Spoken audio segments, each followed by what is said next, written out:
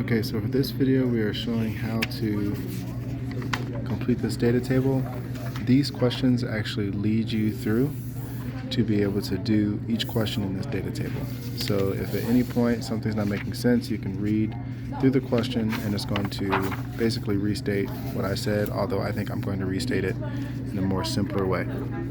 So first, we have all of our data here, and we're going to calculate the change in temperature in degrees Celsius. So this is change in temperature of the water. So we're going to go up to cheese puff, because this is for cheese puff, find the temperature of the water, final minus the initial, so 36.5 minus 26.3. So we're going to do 36.5 minus 26.3, which equals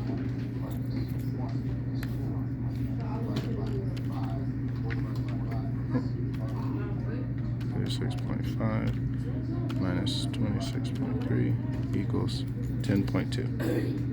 10.2. And this is the right number of sig figs because both of our numbers in the question had one value past the decimal, so that means our answer has to have one value past the decimal. Okay, now for the next column, we are calculating the heat gained by the water. This is Q. This column is going to be Q, and we've worked on this in our worksheets. We know from our formulas in our worksheets that Q equals M times C times delta T. Since we are trying to calculate the Q of the water, the heat gained by the water, we want the M of the water, we want the C of the water, we want the delta T of the water. The M of the water, the mass of the water, in our lab, it told us to add 50 milliliters of water to our empty soda can. So we know that the density of water,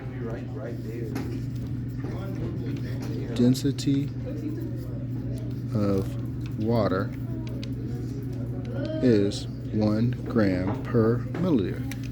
So if we have 50 milliliters, it means we also have 50 grams. So we know that for this lab, our mass of water is going to be 50.0 grams for our mass. That's going to be for everybody if you did the lab correctly. Now, if you didn't have exactly 50 grams of water, that's going to affect your mass. The C, it tells us here in question 2 that our C, the specific heat of water for the lab, is 1 calorie per gram per degree Celsius. It also tells us that right here, when it tells us that the specific heat of water is 1 calorie per gram per Celsius. So that means for our C, it is going to be 1.000. And I'm putting these extra zeros just so that you don't round too low because of our sig figs. If we just use the number 1, you might think that we only have 1 sig fig and round this answer to 1 sig fig. I don't want you to do that. This is a constant. So that actually means that this is infinite sig figs, but I'm just having you guys write these 4 just so that when it comes time to doing our sig figs, it's actually correct and you don't have too few sig figs because you thought it was just the number 1. All right, and then our delta T, the delta T of our water was right here. We already calculated that, the 10.2. So this is the only thing that is changing between each row that we do. So for this one, we're going to do our 50.0 times our C, which is 1.00, times our delta T, which is right here, 10.2. We're going to put that in our calculator. 50 times 1 times 10.2, and we get 510. So our answer is 510. Now, we have 3 sig figs here, 3 sig figs here, and infinite sig figs here. So our answer needs to have 3 sig figs. This is 2. So to make this a third sig fig, we could put a decimal here. Let's say, with some of our answers, let's say your answer was 500, and you need 2 sig figs. There's no way to make this 2 sig figs unless you use scientific notation. 5.0, that's 2 sig figs, times 10 to the 2. to show that this decimal is going to come over 2 times from 500. So sometimes the only way to do sig figs is to write scientific notation. But most of the times you can just round up, or you can put a decimal at the end and you can get there. Okay, now for the next section, change this answer. It says change it to food calories. That's kcal for kilocalories. So 1,000 calories with the lowercase c is actually 1 calorie with a capital C. We also call that 1 kilocalorie, or what they've abbreviated here, kcal for kilocalorie. So if we want to change this to kilocalories, we actually have to do what it tells us to do here in question 3. It says divide your answer by 1,000. And that 1,000 is, again, that's a constant. So that's like infinite sig figs. So we're not going to limit our sig figs to that. So we take 510, divide that by 1,000, and we get 0.51.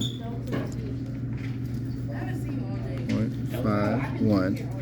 And we have 3 sig figs here. We need to make sure we have 3 sig figs here, so we're going to put another 0 there.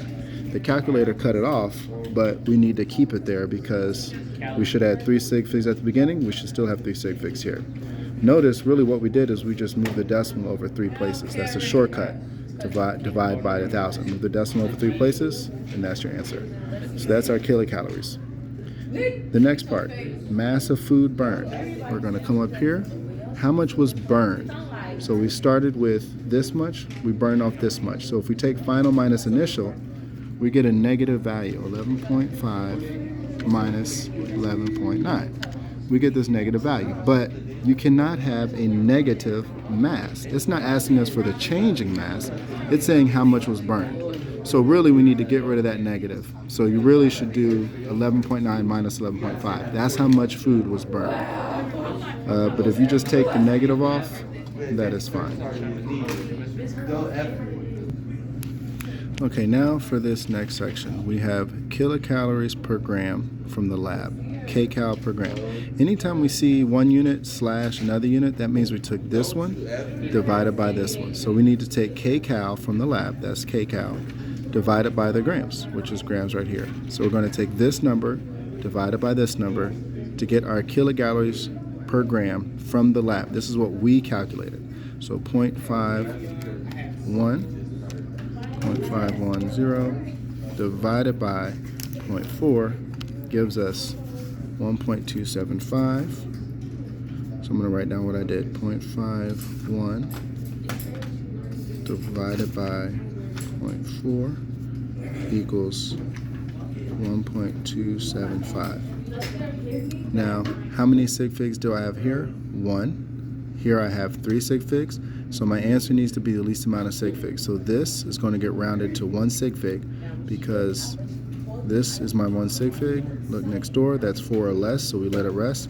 So our answer is just going to be 1 kilogram per gram.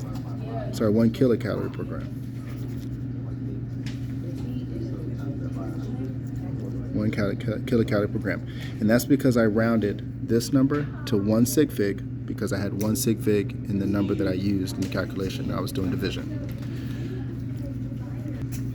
All right, so now to do the same thing with the calories per gram, but from the food label. So what we're going to do is we're going to go to, this is cheese puffs.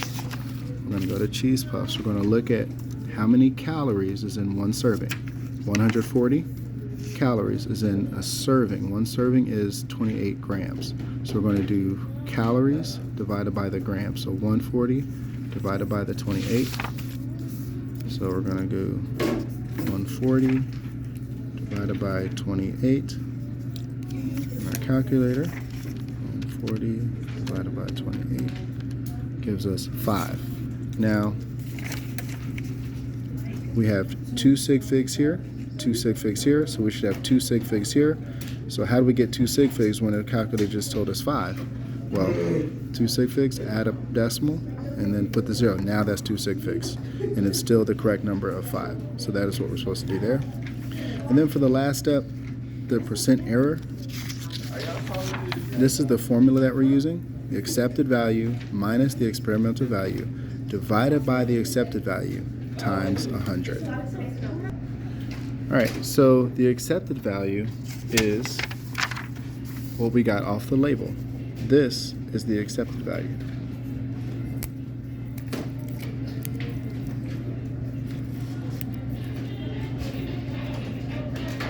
This is the experimental value.